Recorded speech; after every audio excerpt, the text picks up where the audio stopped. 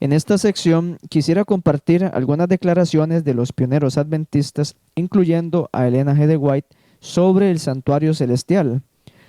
Al ver dichas declaraciones, notaremos un gran contraste entre la nueva teología que promueve la organización o corporación adventista en algunas de sus publicaciones y la teología sostenida por la Iglesia Adventista del Séptimo Día, la cual es representada por Elena G. de White y los pioneros adventistas. Pero antes, quisiera leer una declaración muy acertada del Dr. Gerard Damstead sobre los pioneros adventistas y la comprensión de estos acerca del santuario celestial. En el libro La doctrina del santuario, un enfoque histórico, en el capítulo 4 titulado El santuario y los pioneros adventistas observadores del sábado, el santuario celestial, el Dr. Damstead menciona lo siguiente: los pioneros adventistas del séptimo día nunca dudaron de la existencia de una estructura física real de un santuario celestial bipartito. Y hasta aquí la declaración del Dr. Damstead. Cuando nos acercamos a los escritos de los pioneros adventistas, encontramos que no vacilaron en enseñar que el santuario celestial es un lugar real, físico, con 2 habitaciones y con sus correspondientes muebles en correspondencia con el santuario terrenal. También encontramos una fuerte oposición a la espiritualización del santuario celestial, semejante a la que promueve la nueva teología. Veamos la evidencia que corrobora lo dicho. Compartiré algunas declaraciones de los pioneros con algunos pocos comentarios de este servidor y al final mencionaré algunos detalles importantes. En 1845, algunos adventistas esperaban que se diera la segunda venida de Cristo al adoptar un año de jubileo que terminaría en octubre de 1845 al ocurrir la segunda venida. Cuando Cristo no vino en esa fecha, muchos adoptaron la posición que espiritualizaba la segunda venida de Cristo. Esa nueva posición fue abrazada por Enoch Jacobs, editor de una revista muy reconocida llamada Daystar. Al tiempo, Jacobs no solo espiritualizó la segunda venida de Cristo, sino que también la doctrina del santuario. Muchos adventistas, queriendo contrarrestar la obra de Jacobs, abogaron por un enfoque literal del santuario celestial. Entre estos últimos se encontraba Jaime White, quien escribió el 17 de febrero de 1852 en la Review and Herald lo siguiente: nada puede estar mejor calculado para disipar las engañosas brumas de la espiritualización como una concepción clara y literal del santuario celestial. Y aquí finaliza la declaración del pastor Jaime White. En un estudio que lleva por título El santuario, los 2300 días y la puerta cerrada, Jaime White menciona: pero el pecador, a quien Jesús había extendido sus brazos durante todo el día y que había rechazado las ofertas de salvación, se quedó sin un abogado cuando Jesús salió del lugar santo y cerró esa puerta en 1844. Y ahí finaliza la declaración del pastor White. En Second Adventist Review, en Sabbath Herald, volumen 1, página 101, el pastor Jaime White escribió: se dice que la opinión de que los adventistas han cumplido la parábola de Mateo 25, 1 al 12, conduce al espiritualismo. Esto puede ser cierto, pero fíjense, esta no es nuestra posición. La venida del novio está en la historia del matrimonio.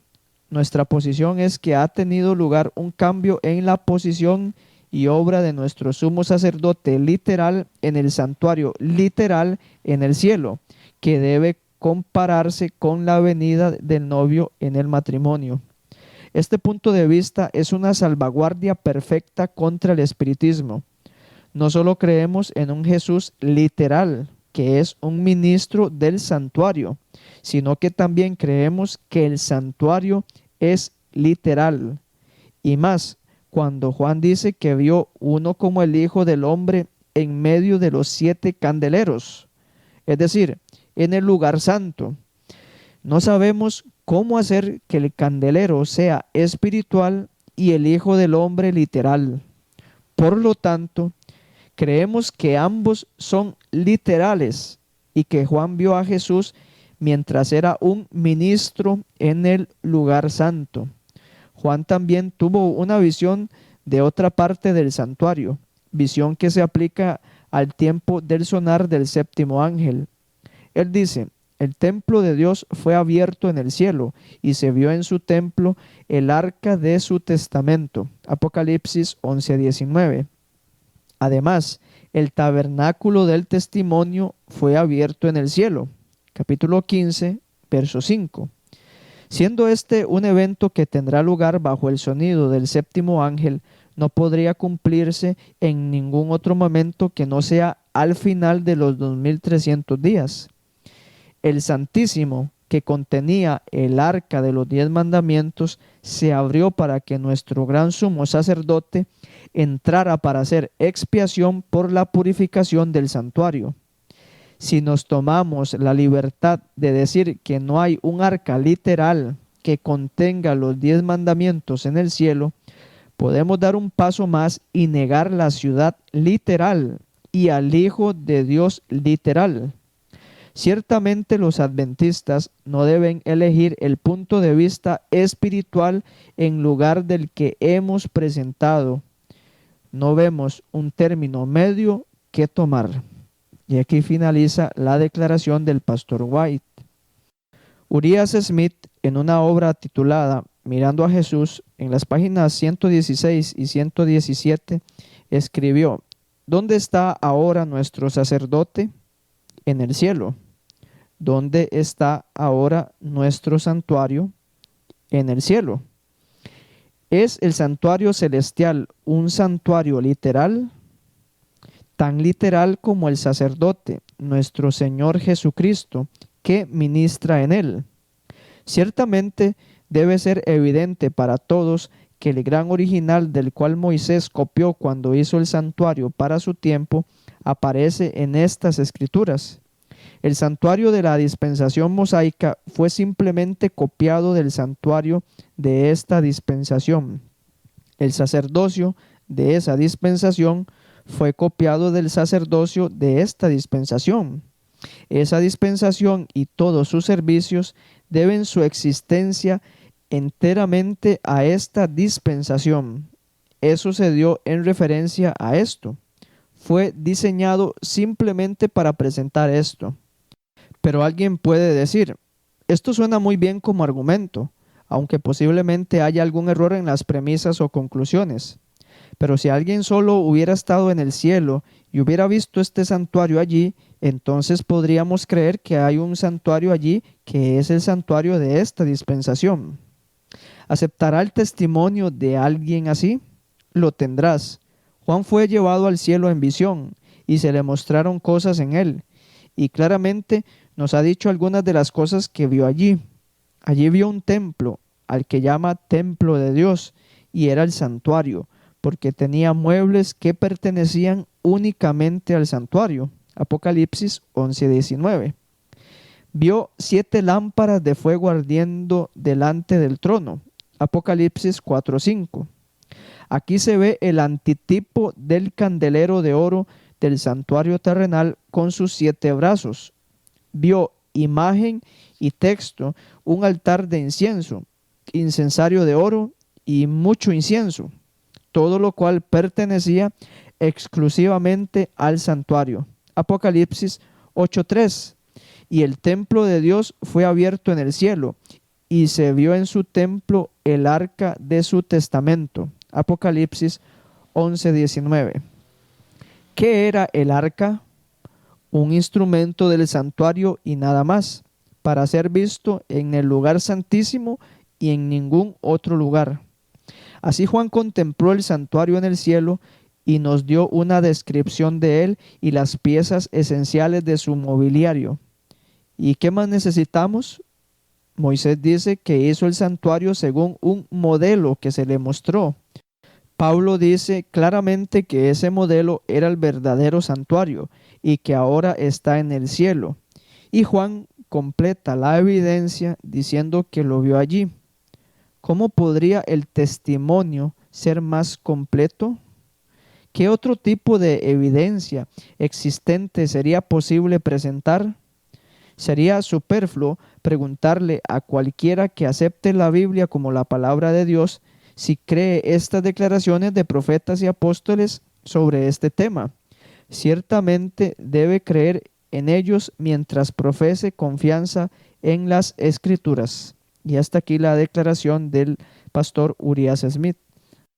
En el artículo Ley de Moisés, O.R.L. Crozier escribió: cuando Cristo entró dentro del velo, entró en su tabernáculo, por supuesto el santo, ya que ese era el primer compartimiento, y nuestra esperanza, como ancla del alma, entra dentro del velo, es decir, la expiación de ambos compartimientos, incluyendo tanto el perdón como la eliminación de los pecados. Y aquí finaliza la declaración de Crozier. John N. Andrews quizás fue uno de los que más abogó por un santuario literal, aunque hay muchas referencias del pastor Andrews en esa línea en sus diferentes artículos. Solo vamos a compartir la siguiente, que se encuentra en las páginas 30 y 31 de su artículo El santuario y los 2300 días. Andrews dice así: 1. El tabernáculo erigido por Moisés, después de una inspección de 40 días de aquel que le fue mostrado en el monte, consistía de 2 lugares santos, Éxodo 26, versos 30 al 33, y es declarado ser un padrón, figura, modelo correcto de ese edificio. Pero si el santuario terrenal consistía de 2 lugares santos y el gran original, del cual era una copia, consistía solo de uno, en vez de ser similar, habría una perfecta disimilitud. 2. El templo fue construido en cada respecto de acuerdo con el padrón que Dios le dio a David a través del Espíritu. Primer libro de Crónicas, capítulo 28, versos 10 al 19. El templo fue construido a una escala mayor que el tabernáculo, pero su parte distintiva, al igual que el tabernáculo, consistía en el hecho de que estaba compuesto de 2 lugares santos.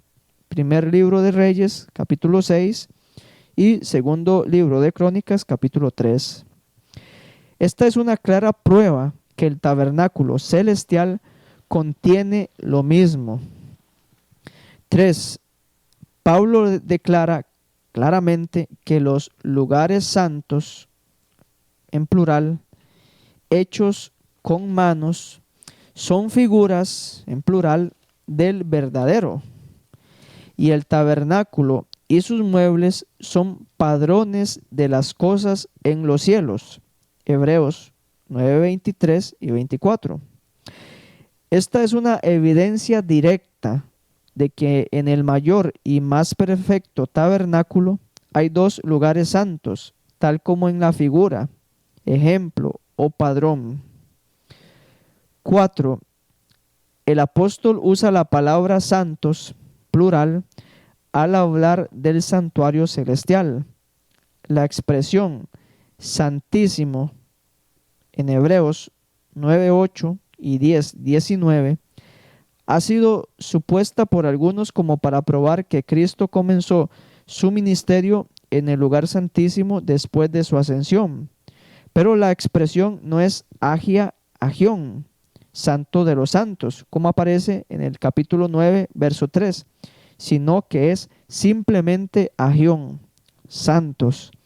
Es la misma palabra que es traducida como santuario en Hebreos 8:2. En cada uno de estos 3 textos, 8:2, 9:8, 10:19, McKnight traduce la palabra como lugares santos. La Biblia de Douay lo traduce como los santos. Y así aprendemos que el santuario celestial consiste de dos lugares santos. Hemos observado, dice Andrews, especialmente los muebles del santuario terrenal, y hemos citado un testimonio divino para mostrar que eran padrones del verdadero que está en el cielo. Esto es completamente confirmado por el hecho de que en el santuario celestial encontramos los mismos muebles. 1. El arca del testamento de Dios y el querubín, Apocalipsis 11:19 y Salmo 99:1. 2. El altar de oro de incienso, Apocalipsis 8:3, 9:13. 3. El candelabro con sus 7 lámparas, Apocalipsis 4:5, Zacarías 4:2. 4. El incensario de oro, Apocalipsis 8:3. Este santuario celestial es llamado por David, Habacuc y Juan el templo de Dios en el cielo. Salmo 11:4, Habacuc 2:20, Apocalipsis 11:19. La santa habitación de Dios, Zacarías 2:13, Jeremías 25:30 y Apocalipsis 16:17. Mayor y más perfecto tabernáculo, Hebreos 9:11. El santuario y el verdadero tabernáculo que construyó el Señor y no el hombre, Hebreos 8:2. Y aquí finaliza la declaración del pastor Andrews. José Bates, en panfleto de Bates número 3, una explicación del santuario típico y antitípico por las escrituras, en las páginas 131 y 133 menciona: ¿dónde comenzó su ministerio diario como mediador para todo el mundo? Respuesta: en el lugar santo. Prueba: Pablo, Hebreos 9:12, Juan, Apocalipsis 1:12 y 14, y Jesús, Apocalipsis 2:1. El anciano de días, Dios, se coloca entre los querubines en el lugar santísimo. Aquí es donde se le busca cuando se hace la expiación nacional. ¿Dónde pues está su trono durante el ministerio diario? Respuesta: en el tipo. Ver Éxodo 29, versos 42 al 44 y Éxodo 30, verso 6 y verso 36. En el antitipo, Jesús dice que se sienta en el trono de su Padre, Apocalipsis 3:21. Juan en visión ve el trono en el lugar santo, donde están las 7 lámparas de fuego. Vea Apocalipsis 4, verso 1, 2 y 5, y el capítulo 5, verso 1 y 7. Dios estaba ahí. ¿Hasta cuándo Jesús, nuestro sumo sacerdote, ministrará en el lugar santo? Respuesta: hasta que finalice el tiempo señalado. Ya he aportado la prueba de que Jesús estaba sentado con su Padre en su trono en el santo, donde estaban las 7 lámparas de fuego. Luego, en el momento señalado, 2300 días, el anciano de días se mueve en algo que tiene ruedas ardiendo como fuego, con miles de ángeles presentes. Entonces, uno como el Hijo del Hombre es presentado ante él. Versículo 13. Cuán evidente es que tanto el Padre como el Hijo dejaron el trono en el santo y se trasladaron al Santísimo de acuerdo. También con el mensaje del ángel volador en Apocalipsis 14, versos 6 y 7, para sentarse en juicio. Primero para decidir quién es y quién no es digno de entrar por las puertas de la ciudad santa. Mientras el esposo, sumo sacerdote, mediador y rey coronado de Israel está ante él defendiendo la causa de todos los presentados en su pectoral de juicio. Como Daniel lo ve, el juicio está ahora establecido y los libros abiertos. Y aquí finaliza la declaración de José Bates. 4 principios que quisiera resaltar que se desprenden de las declaraciones anteriores de los pioneros adventistas. 1. Estaban en contra de la espiritualización del santuario celestial. 2. Creían en un santuario celestial literal con 2 compartimientos literales, el lugar santo y el lugar santísimo. 3. Sostenían que si el sacerdote en el santuario celestial es literal, también los muebles de dicho santuario deben ser literales. De modo que espiritualizar los muebles es un paso para espiritualizar y negar la ciudad celestial y al Hijo de Dios. Y 4. Creían que el modelo del santuario celestial que se le presentó a Moisés en visión era real y literal. Ahora veamos lo que tiene para decirnos Elena G. de White, pero esto lo veremos en el próximo video.